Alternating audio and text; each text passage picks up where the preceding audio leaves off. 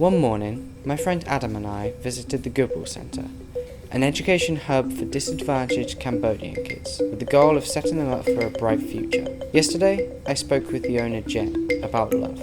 Today, we're talking education. So this place started about 12 years ago.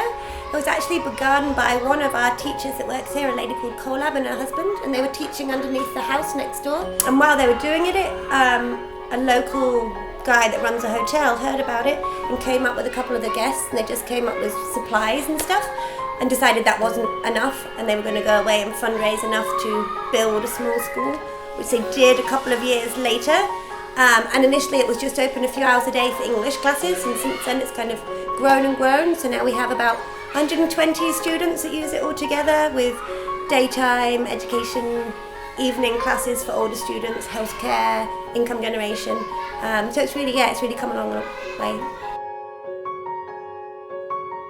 It's a huge amount. Say we've been running for these 12 years. Nearly all of our parents of the kids here are completely illiterate or have very, very basic literacy skills.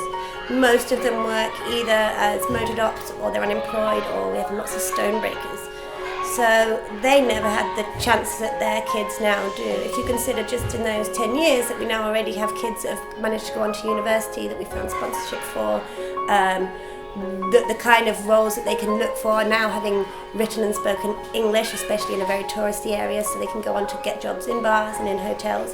It's made a huge difference to the area. I think it's very difficult because there is always the trap of falling into kind of bogus organisations and things. It tends to be a lot harder to organise very genuine volunteering from back at home, I would say.